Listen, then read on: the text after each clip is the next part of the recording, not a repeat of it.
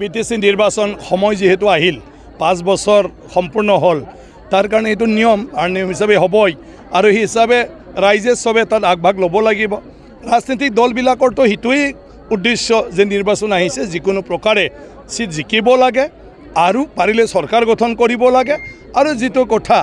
ৰাইজৰ কাৰণে কাম কৰিম বুলি ভাবিছে সেই কাম কৰাৰ এটা সুযোগটো গ্ৰহণ কৰিব লাগে গতিকে প্ৰত্যেকটা ৰাজনৈতিক দলে তাত উঠি পৰি লাগিবই প্ৰতিষ্ঠান বিৰোধী ঢৌটো হয়ে এটা সৰকাৰে যেতিয়া কাম কৰিব গতিকে সেই কামৰ ক্ষেত্ৰত কিছুমান কাম হ'ব কিছুমান কাম নহ'ব গতিকে সেইটো ৰাজনীতিত এটা স্বাভাৱিক কথা কিন্তু মূল কথাটো হ'ব যে মূল বিষয়বিলাক মানে কেনেকুৱা যে কিমান মানে আপোনাৰ কোনোবা সৰকাৰে কৰিব নোৱাৰিলেও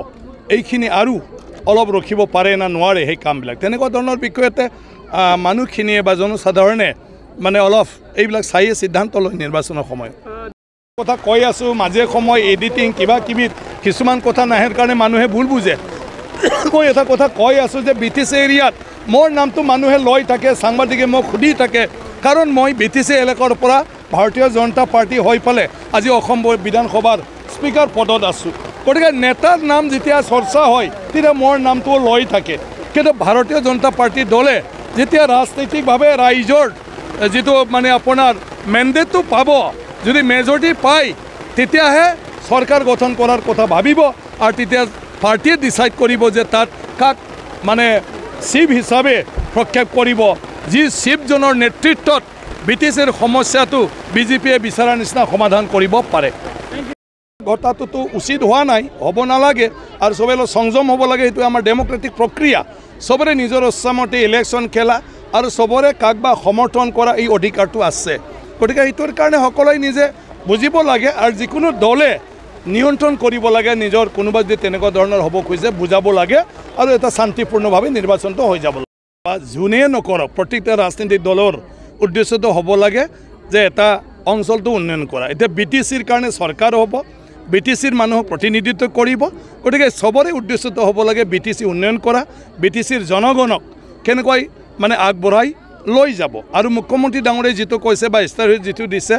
এইটো ভিচিডিসি উঠাৱাৰ কথাটো হল নমিনেটেড সিস্টেমটো উঠাই পালে ইলেকশ্যনৰ ব্যৱস্থা কৰিব যাহাতে তাৰ জাগাৰ মানুহে মানে ভিচিডিসিৰ চেয়াৰমেনৰ পৰা আৰম্ভ কৰি সদস্যসকলক নিজৰ মন পছন্দ ব্যক্তিক মানে নিৰ্বাচন কৰি ফলে তেওঁলোকে নিৰ্বাচিত কৰিব পাৰে মানে পঞ্চায়তৰ নিচিনা যাহাতে কোনো মানুহে মানে ৰাইজৰ যেহেতু ভোট লোৱা নাই ৰাইজৰ ওচৰলৈ যাব লগা হোৱা নাই গতিকে তেওঁক কোনোবাই নমিনেট কৰাৰ কাৰণে তেওঁ ৰাইজৰ কথা শুনিব নালাগে বুলি ভাবে গতিকে এইটোৰ কাৰণে ৰাইজৰ নিজৰ দায়িত্ব থাকে গতিকে কাগজ দি নিৰ্বাচিত কৰে তেতিয়াহ'লে চৰকাৰক গালি দিব নোৱাৰে কাৰণ পঞ্চায়ত সভাপতিটো তেওঁলোকে বাছনি কৰি দিছে কিন্তু বিটিসিৰ ক্ষেত্ৰত এইটো হোৱা নাই যি চৰকাৰ এই চৰকাৰে নিজৰ খেল খুচিমতে মানুহ বাছনি দিছে আৰু সেই মানুহখিনিয়ে মানে আপোনাৰ কি কয় সদায় তেওঁক যিজনে মানে নমিনেট কৰিছে এপইণ্টমেণ্ট দিছে এই মানুহৰ ভক্ত হৈ থাকে ৰাইজৰ ভক্ত নহয় গতিকে সেইকাৰণে ভুল বুজিব বিচাৰে কেতিয়াবা কি বিটিসিৰ সিস্টেম উঠাব সিস্টেম নুঠাই সিস্টেমটো ভাল লাইনটো লৈ যাব মানে সুধৰণি কৰিব ফিল্টাৰ কৰিব ইয়াৰ পিছত হাগ্ৰামা মহিলাই ডাঙৰীয়ে যেটো কৈছে এইটো ভাল কথা সেইটো সব ডাঙৰ ইস্যু বিটিসিৰ জনগণৰ মাজত কোনো তেনেকুৱা ইস্যু থাকিব নালাগে যাহাতে সমূহীয়াভাৱে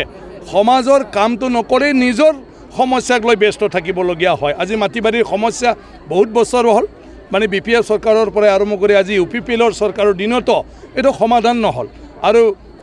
বিজেপি ক্ষেত্ৰত মুখ্যমন্ত্ৰী ডাঙৰীয়াই কৈ আছে যে প্ৰথম মূল মানে কামটোই হ'ব মাটিবাৰীৰ ক্ষেত্ৰত কাৰো যাতে অসুবিধা নহয় কাৰণ 2003 চনৰ যেটো চুক্তি আছে আৰু ইয়াৰ দ্বাৰা যেটো 6 শিডিউলৰ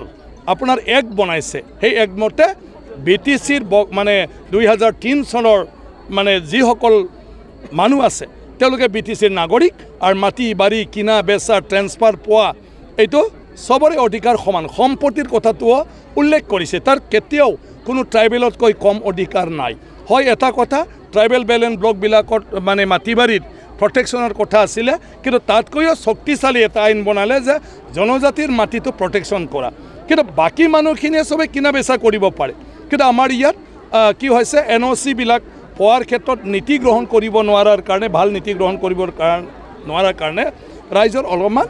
কষ্ট হৈ আছে বাকী এইখিনি কথা গতিকে মই প্ৰত্যেকটা ৰাজনৈতিক দলক মই এইটোৱে অনুৰোধ কৰোঁ এই জ্বলন্ত সমস্যাবিলাক সমাধান কৰাৰ কাৰণে তেওঁলোকে উদ্যোগ লওক